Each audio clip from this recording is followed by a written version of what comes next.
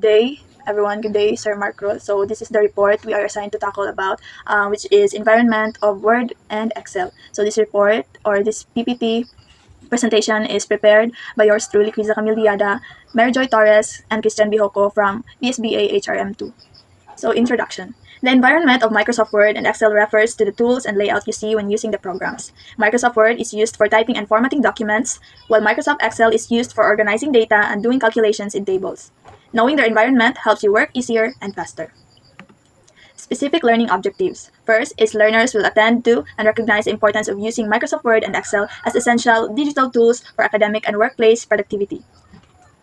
Learners will independently perform tasks such as formatting text, inserting images, applying simple formulas, and adjusting column or row sizes by following written instructions. The last one, remember and understand. Learners will identify and explain major interface components such as ribbon tabs, groups, status bar, and worksheets, and their functions in both Microsoft Word and Excel. So our motivation before we start the report is every accomplishment begins with a decision to begin. So in order to accomplish things that we are aiming in life, we must decide to begin. So we're going to start our report now. What is Microsoft Word? Microsoft Word is an element of Microsoft Office which helps with the creation, editing, and formatting of documents. It includes facilities for spell and grammar checking, as well as text formatting. You can also include photos, tables, and charts in your documents. It's popular for letters, reports, and resumes. So what are the basic parts of Microsoft Word window? The first one is File tab of Microsoft Word window. So the File tab is replaced in Office button in Word 2007. You can click it to see the backstage view. This is where you go to or open or save a file, make a new document, print a document, or do anything else that has to do with the files. Access toolbar. So this quick access toolbar is one of the Microsoft Word Windows most important parts. It is also at the top left corner of the screen, right above the File tab. It is where the commands you use most often are kept. By default, it includes the save, undo, and redo commands. You can change the way this toolbar looks to suit your needs. Next one is the title bar of Microsoft Word. The title bar is a component of the Word window. It is situated at the top and middle of the document window and displays the program or document's name. When we open that particular document in Microsoft Word, the title will appear to us as Document 1 Word. It is referring to a generic name that is shown by the software of the program.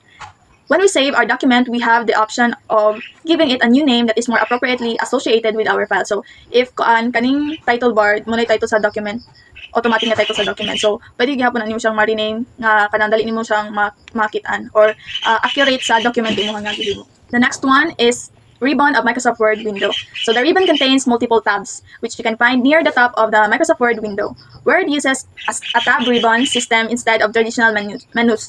The ribbon contains all of the commands you will need to perform common tasks in Word. It has multiple tabs, each with several groups of commands. So ribbon contains commands organized in 3 components. First is tabs. These appear across the top of the ribbon and contain groups of related commands, such as home, insert, page layout are example of ribbon tabs. Next one is groups.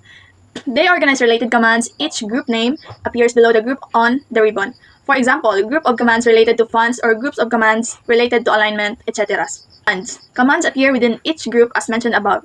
Some groups also have a small arrow in the bottom right corner that you can click for even more options. The zoom control consists of a slider that you can slide left or right to zoom in or out. You can increase or decrease the zoom factor by clicking the plus buttons. Zooming in allows you to get a better look at your text. So, kanini sa Word if kanang imuhang padakan ang imuhang file para mas maklaro nimo. So that is the zoom control.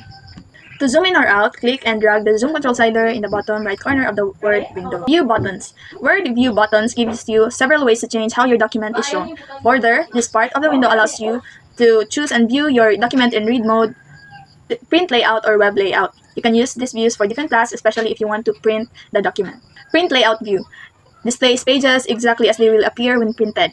This is the default document view in Word. It shows what the document will look like on the printed page. So, print layout view, so kung muna na siya kanang if where siya save na siya kung unsa iyahang porma if imuha na siya nga i-print ang imong document. So, the last one would be the web layout view. So, this web layout view shows how a document appears when viewed by a web browser, such as Internet Explorer. This view displays the document as a web page, which can be helpful if you're using Word to publish content online. So if imuhang document kagi gama sa Word imuhang i-publish online, so you can click web layout view to see kung unsa lang po i-view niya or unsa lang iyang forma if ma-publish na siya online.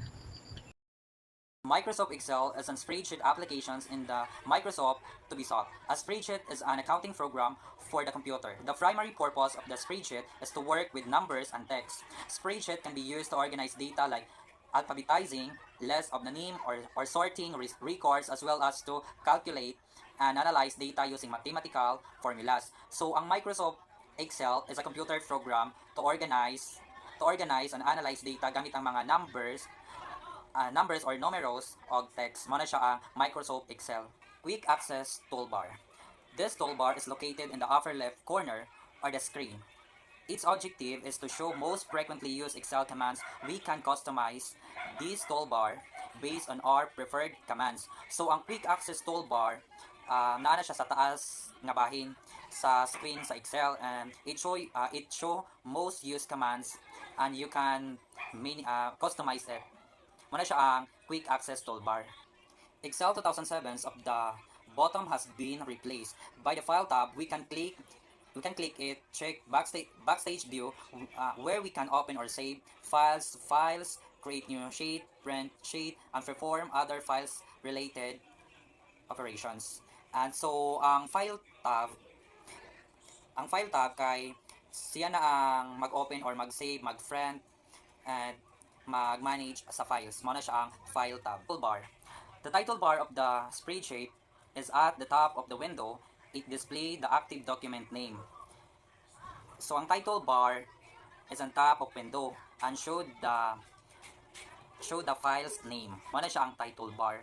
Control buttons. Control buttons are the symbols that are present in the upper right sides of the windows, enabling us to change the labels, minimize, maximize, and share, close the sheet.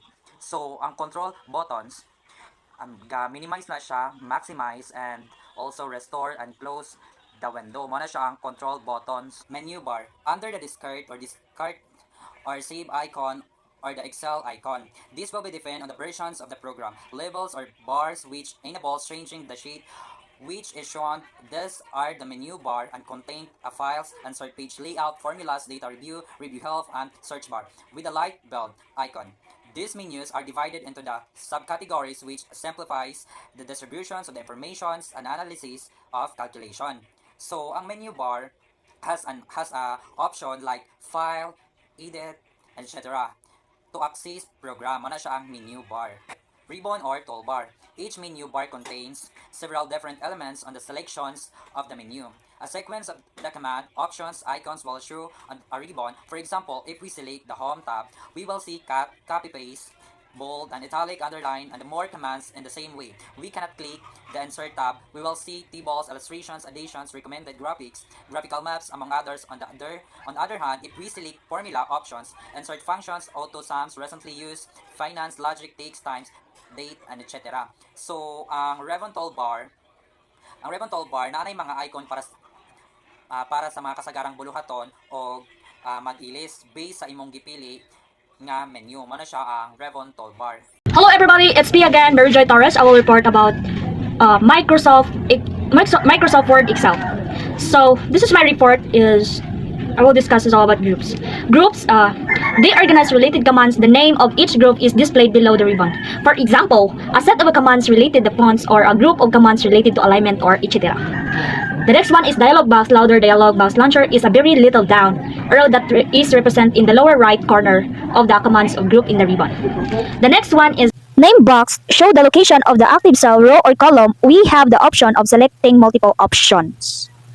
Next one is leap bar. Leap bar is represented at the bottom of the spreadsheet, which says sheet 1 is show. This sheet bar describes the spreadsheets which is currently being worked on. Using this, we can alternate several sheets or add a new one or per our convenience. Next one is column bar. Column bar are a vertically ordered series of the boxes across in the pull sheet. This column bar is located below the formula. Bar is the letters of the alphabet are used to label the column. Begin with the letter A to Z, and then after Z it's all will continue as AA, AB, and so on. So the number of the column that can be used is limited to 16384. So next is rows bar. Rows bar, the row bar is the left part of the sheets where our sequence of the number is expressed. Begin with the number 1, and for the rows will be added as we move the pointers down. pointers down. So the next is cells.